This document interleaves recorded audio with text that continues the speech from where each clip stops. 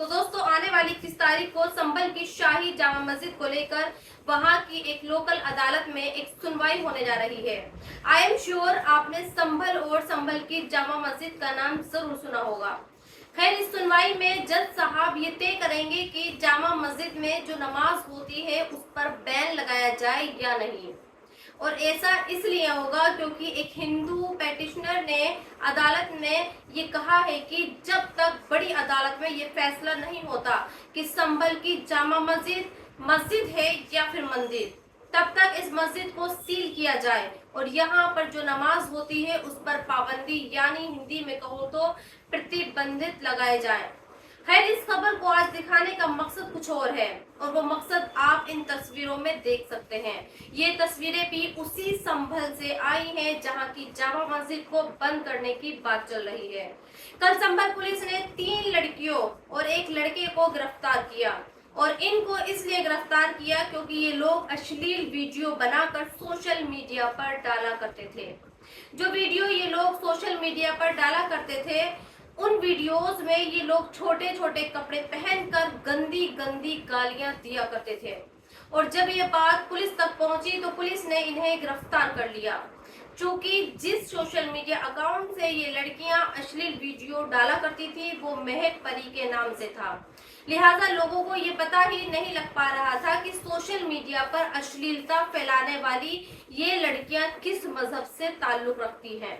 लेकिन कल उत्तर प्रदेश की पुलिस ने जब इन्हें गिरफ्तार किया तो इनकी असलियत भी बता दी और पुलिस ने यह बताया कि महक का असली नाम मेहरुन्निसा है। मेहरुन्निसा अपनी 2 और साथियों परी और हिना के साथ मिलकर ये सोशल मीडिया पर अश्लील वीडियो बनाती थी और इनके वीडियोस को एडिट और शूट करने की जिम्मेदारी जर्रार आलम नाम के एक और मुस्लिम की थी।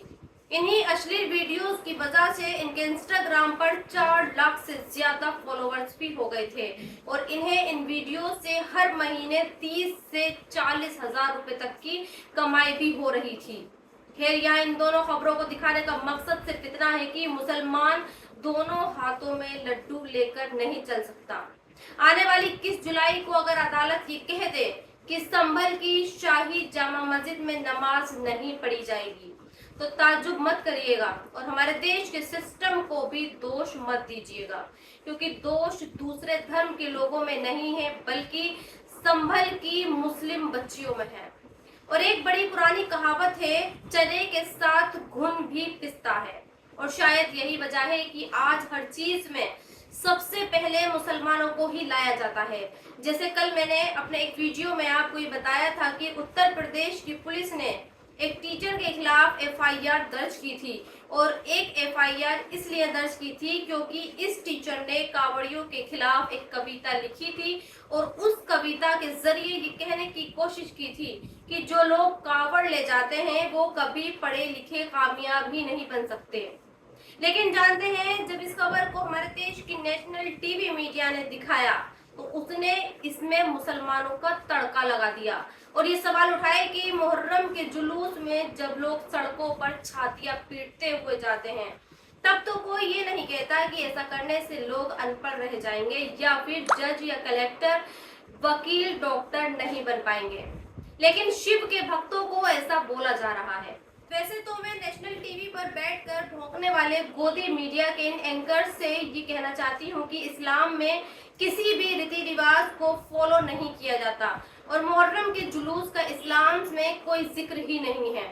इस्लाम सिर्फ नबी की सुन्नतों को मानता है और उन्हीं पर चलता है और ये सुन्नतें हमें ये नहीं बताती कि हम हर साल हुसैन की याद में सड़कों पर छातियां पीटते हुए जाएं।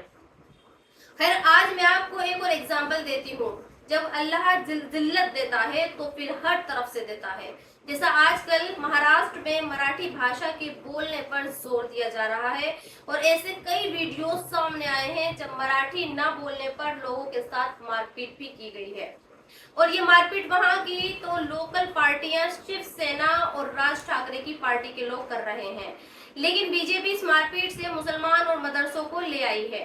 बीजेपी के एक नेता है और वो महाराष्ट्र सरकार में मंत्री भी हैं, उनका नाम नीतीश राणे है। उन्होंने ये कहा है कि अगर राज ठाकरे और उद्धव ठाकरे में दम है तो मदरसों में उर्दू की जगह मराठी भाषा में पढ़ाई करके दिखवाओ। और सिर्फ यही नहीं, नीतीश राणे नाम के बीजेपी नेता ने लगे हाथों मदरसों पर एक तोहमत भी लगा दी और साथ में ये भी कह दिया कि मदरसों में बंदूकें मिलती हैं।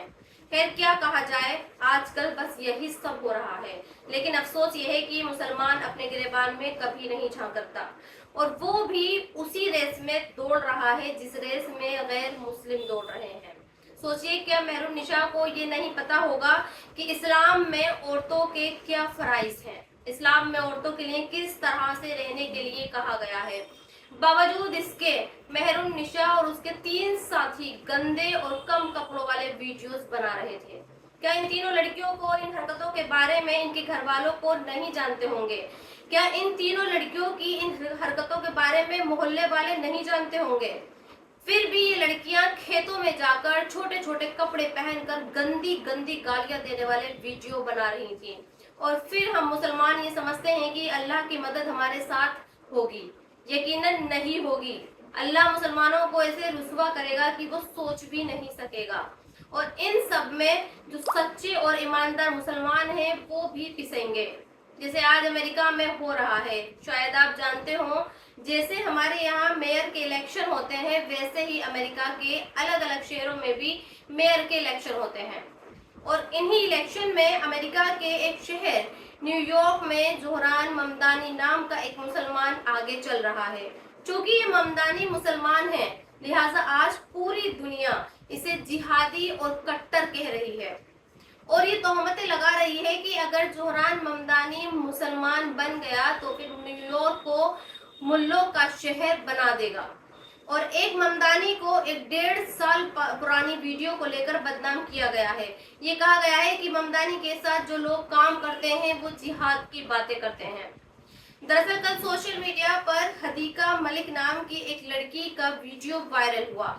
इस वीडियो में हदीका मलिक लोगों को फिलिस्तीन के नाम पर इकट्ठा करने की बात करती है और ये कहती है कि जो लोग उनके साथ इजराइल के खिलाफ प्रोटेस्ट में शामिल नहीं होंगे वो सच्चे मुसलमान नहीं हैं।